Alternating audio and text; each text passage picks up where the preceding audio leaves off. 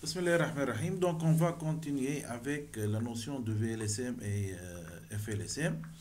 Donc, tout d'abord, il faut mettre en tête que le fait de décomposer une adresse réseau en des sous-adresses, ça s'appelle le subnetting. Qu'est-ce que ça veut dire subnetting? C'est-à-dire, je vais prendre une adresse et je vais le découper en des sous-adresses. C'est-à-dire, l'adresse réseau, la grande adresse réseau, comme ici 200.1.3.0, va être découpée en des sous-adresses. Donc, une adresse réseau va être décomposée en des sous-adresses réseau. Donc, on appelle cette opération le subnetting. Donc, il y a deux méthodes pour faire le subnetting. Il y a la méthode FLSM, c'est-à-dire le masque va être fixe. Le masque va être fixe. Par exemple, ici, le masque de notre notre adresse, c'est quoi? C'est 24. On va garder le même masque. On ne va pas garder le masque sur 24. C'est le masque par défaut. On va créer un autre masque, mais il va être fixe. Par exemple, on va créer les adresses IP réseau, par exemple, sur 26. Et on va toujours garder ce masque. Donc, on va voir un exemple pour comprendre. Par exemple, ici, qu'est-ce qu'il nous demande? Il nous donne une adresse réseau, par exemple 200.1.1 sur 1.0 sur 24. Donc, sur 24, c'est le masque par défaut. Quels sont les masques par défaut? On a combien de classes? On a 3 classes. On a classe A, on a les adresses IP, de classe A, dans laquelle on fixe seulement le premier octet, c'est-à-dire donc 255.0.0. Donc, la notation anti-slash, voilà, slash, ça va être sur 8. Donc, c'est le masque lourd par défaut.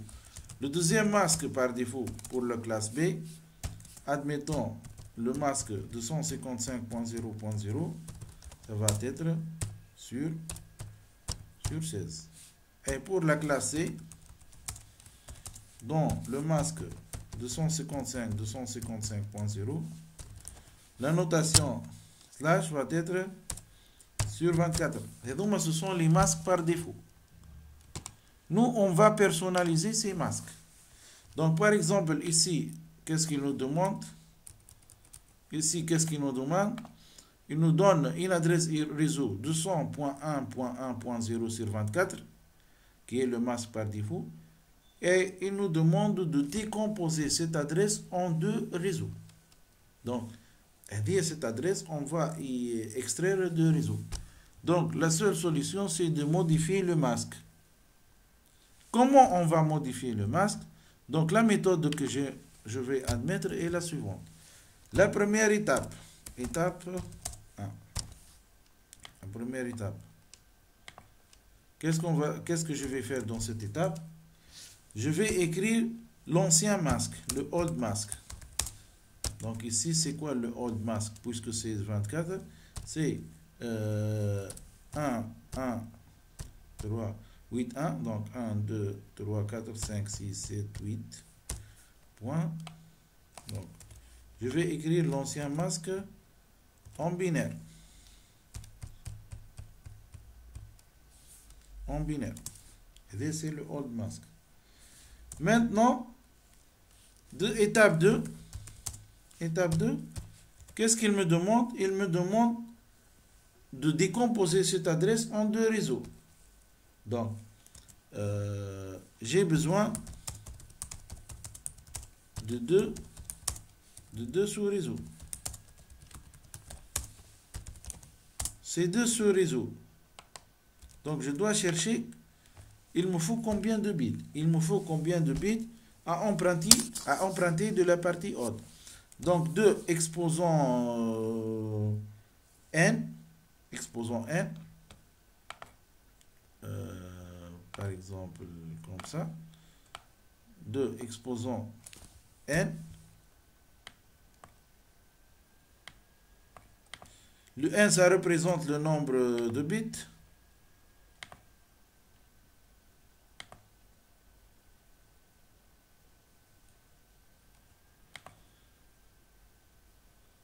Donc, je m'excuse. Contour. Donc, 2 exposant 1, qu'est-ce qu'elle a 2 exposant 1? Elle doit être supérieure ou égale à 2. Ben, le 1, ça représente le nombre de bits à emprunter pour la partie réseau. Et ce 2, ça représente le nombre de ce réseau.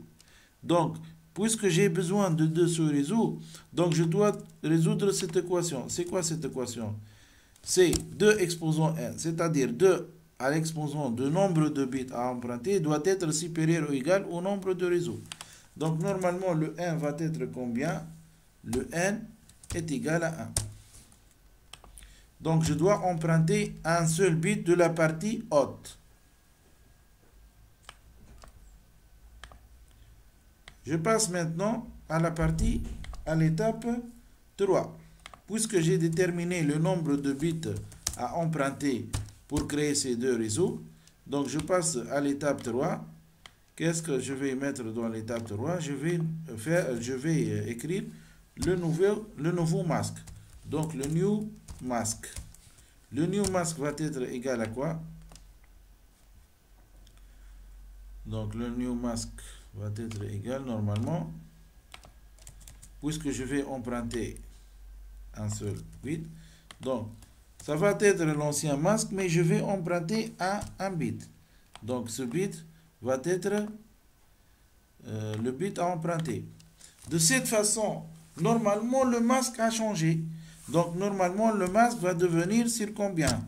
Sur 25. Puisque par défaut il est sur 24. Donc puisque j'ai emprunté un nouveau masque, un nouveau bit, donc le nouveau masque va être sur 25.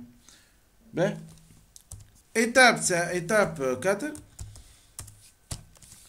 C'est l'étape de détermination du step. L'appelle comme ça.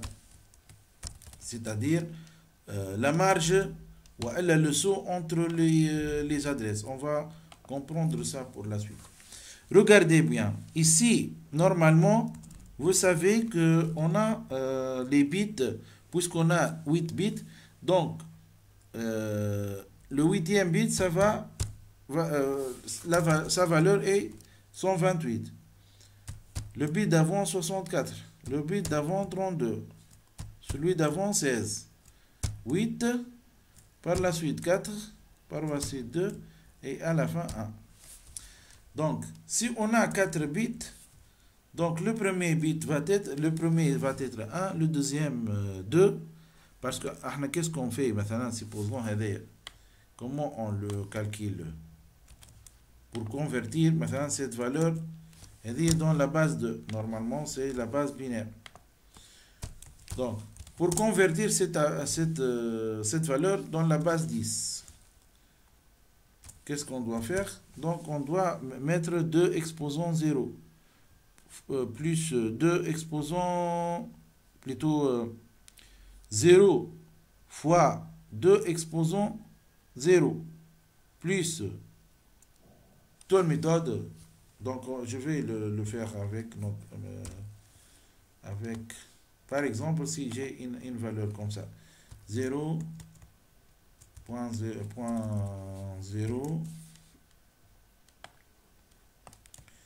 donc 0.1.0.1, donc 1, 2, 3, 4, 5, 6, 7, 8. Bien. Et c'est une valeur dans la base 2, à ta base binaire. Je veux convertir cette valeur dans la base 2, dans la base 10. Donc, qu'est-ce que je vais faire? Je devais voir l'emplacement des bits. Donc, le bit à la fin admet la valeur 128. Lorsque je vais le convertir, ça va être 128. Celui-là, 66, 64.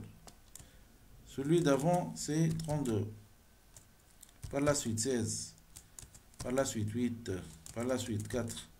Par la suite, 2. Et par la suite, c'est 1. Donc, puisque là, j'ai 1 ici. Donc, normalement, je vais obtenir la valeur 16 plus la valeur, le 1, le deuxième 1, il est sous la valeur 4. Donc, la valeur 4. Ça va me donner 16 plus 4, c'est 20. Donc, cet entier binaire, ça vaut 20 dans la base 10. Donc, pour vérifier, je peux ouvrir la calculatrice binaire et je vais vérifier. Donc, afficher programme. J'écris la valeur en binaire, ça va être normalement 0, 0, 0, 1, 0, 1, 0, 0. Cette valeur, je vais la convertir en décimale. Donc, ça va être combien? 40. Est-ce que j'ai commis une erreur?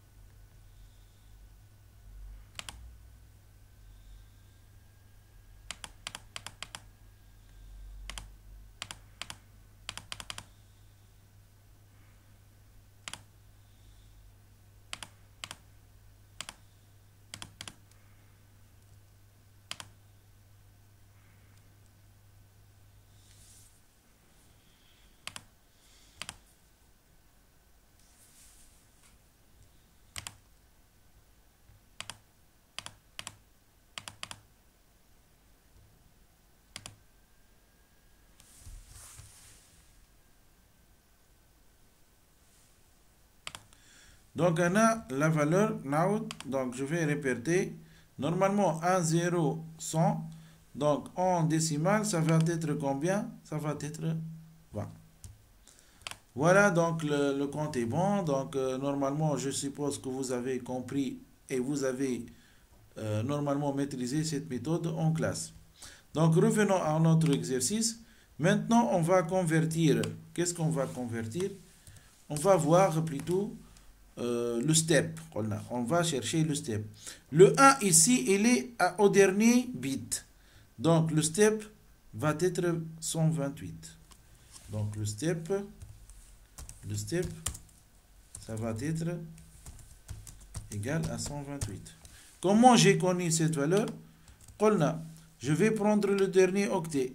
Normalement, qu'est-ce qu'on a fait, nous? On a emprunté un bit de la partie haute. Ben, je vais prendre le dernier bit. Le dernier bit emprunté, c'est le 1. Il se trouve dans quelle position? À la 8e position. Donc, la 8e position, ça correspond à la valeur 128. Donc, le step va être égal à 128. C'est bon? Maintenant, est-ce que je peux déterminer les adresses de mes sous-réseaux? Oui.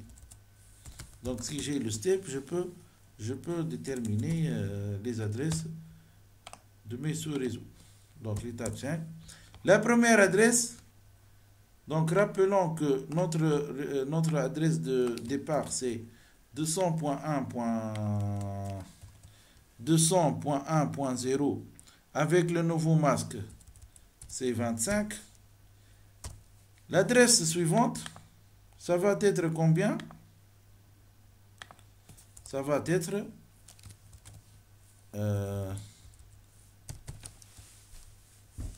donc ça va être 200.1.1.1 et ici nous on a emprunté le 1 à partir de quel octet? À partir du 4e octet. Donc là le step va être 128 sur le 4e octet. Qu'est-ce que ça veut dire? 128 sur le 4e octet, c'est-à-dire ici de 0, on va ajouter 128. On va ajouter 128.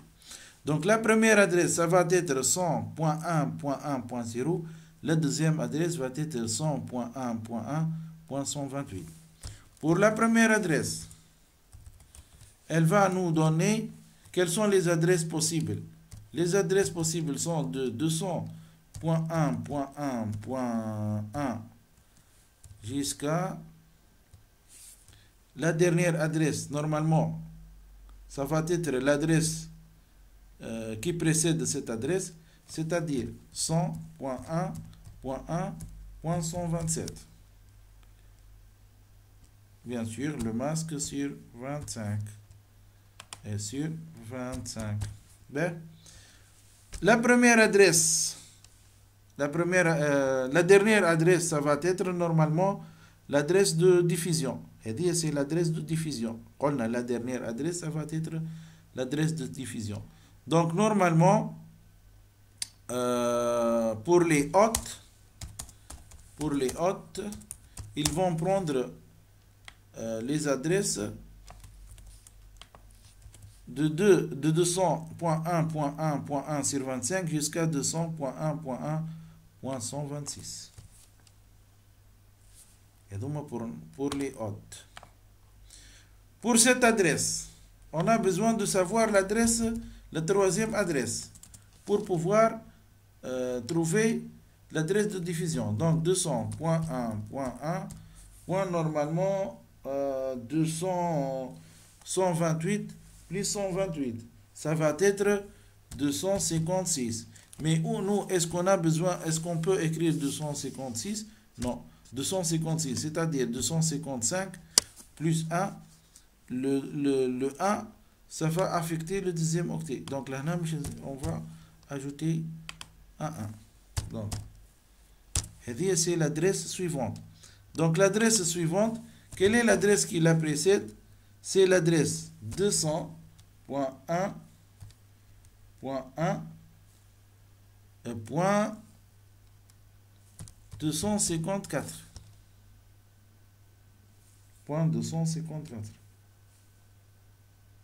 C'est bon. Plutôt, attention. Ici, c'est l'adresse du réseau. Donc, les adresses possibles sont 200.1.1.129.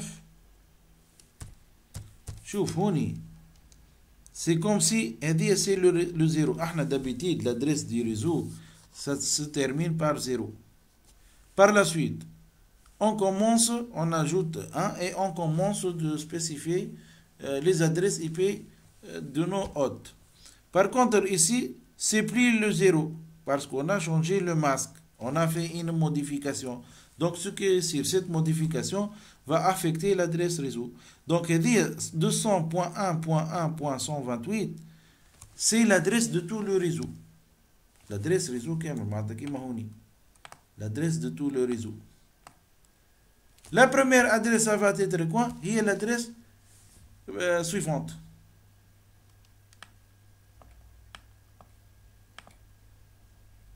Est-ce que c'est clair? C'est l'adresse qui la suit. Donc l'adresse qui la suit, c'est l'adresse qui se termine par 129. Ok. La dernière adresse, normalement, ça va être quoi? On va supprimer 1 de cette adresse. Donc ça va être 200.1.2.254. Vous voyez 254. Normalement, ça va être l'adresse de diffusion. Manette les hautes, normalement, ça varie entre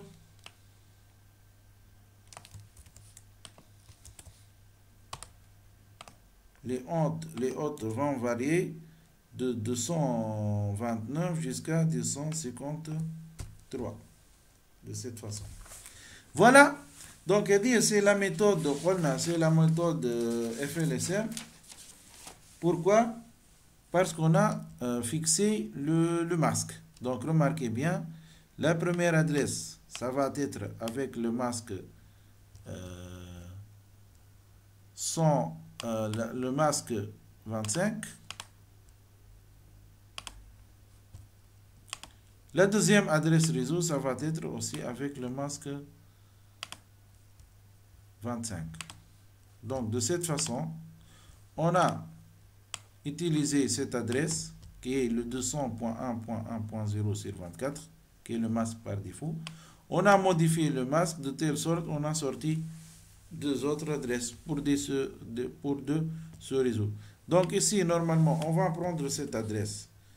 On va la mettre où? On va la mettre où normalement?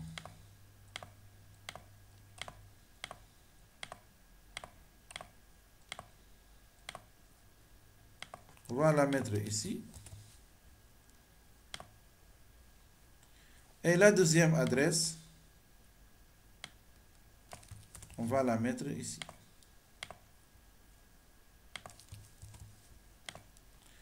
Par la suite, pour les autres, je vais utiliser l'adresse qui est la première adresse qui suit l'adresse réseau, c'est-à-dire .1.1 sur 25.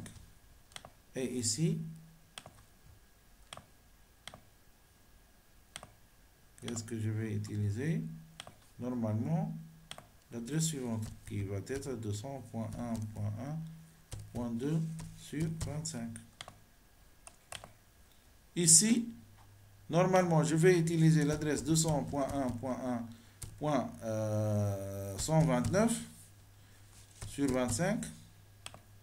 Et ici, 200.1.1.130 sur 25. Voilà. Donc, remarquez bien, j'ai gardé la même adresse presque, mais j'ai modifié le masque. De plus, la modification, j'ai juste modifié la partie haute. J'ai pas touché à la partie réseau. C'est-à-dire, malgré que j'ai fait ces modifications, je suis encore dans l'adresse de départ qui est 200.1.1.0 sur 24. Les deux adresses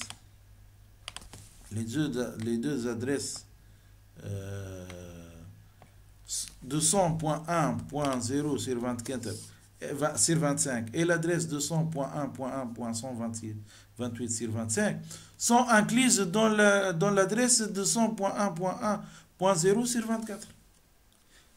Voilà. Donc, on a gardé cette adresse et on a emprunté d'autres bits de la partie haute, ce qui a augmenté le masque, et de cette façon, on a extrait deux sous-adresses de cette adresse réseau. Voilà. Donc, je vous rappelle les étapes. La première étape, c'est de mettre le old mask, l'ancien masque, c'est-à-dire le masque par défaut. Par la suite, puisqu'on a besoin de deux sous-réseaux, donc cela signifie qu'on a besoin de deux exposants n supérieur ou égal à 2. On doit chercher le n. Le n, ça représente le nombre de bits à emprunter de la partie haute afin de construire ces deux sous-réseaux. Donc, on va emprunter un seul bit. Cela va nous emmener à créer le new mask. Le new mask va emprunter un bit de la partie haute. Donc, le nombre de 1 va être 25. Donc, le new mask, ça va être sur 25. On passe par la suite à l'étape 4, dans laquelle, ou bien au cours de laquelle, on va chercher le step. Le step signifie que la marge, ou bien le décalage, ou bien le saut entre les adresses, cela est déterminé en spécifiant, en cherchant la valeur du dernier bit, voilà, la valeur du dernier 1 dans le masque. Ici, le dernier 1 se trouve dans le 4e octet, à la position 7, voilà, qui présente le 8e bit. Donc, en binaire, ça va être 128. Donc, le step, c'est 28. Donc, on saute par 128. Donc, si on commence par 200.1.1.0, on passe à 128. Par la suite, on passe à 255. De telle façon, on peut déterminer les adresses hautes. Et n'oublions pas que la dernière adresse, comment on calcule le dernier adresse? Ici, 127. Donc, on va prendre l'adresse suivante, l'adresse réseau suivante, et on lui soustrait 1. Donc, si on soustrait 1 ici, on va trouver la dernière adresse de ce réseau. Kif kif ici, malgré qu'on n'a pas besoin d'une troisième adresse, mais on doit le calculer. Et faites attention ici, normalement on a trouvé 256. Donc on le rend 255 et on ajoute 1 à l'octet suivant. Par la suite, on va diminuer 1. Donc si on diminue 1, normalement on va trouver, c'est pas, maintenant je m'excuse, c'est pas 2, ça reste 1. Ça reste 1. 200. Je vais diminuer le 1 ici et 1 ici. 1 ici. Donc, l'adresse qui précède celle-là, c'est normalement 250. Je m'excuse, ici j'ai commis une erreur. Normalement, si on ajoute 1, ça va être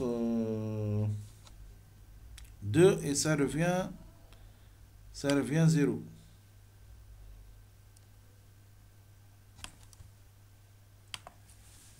Remarquez ici, normalement, si on ajoute 228, on va trouver 256.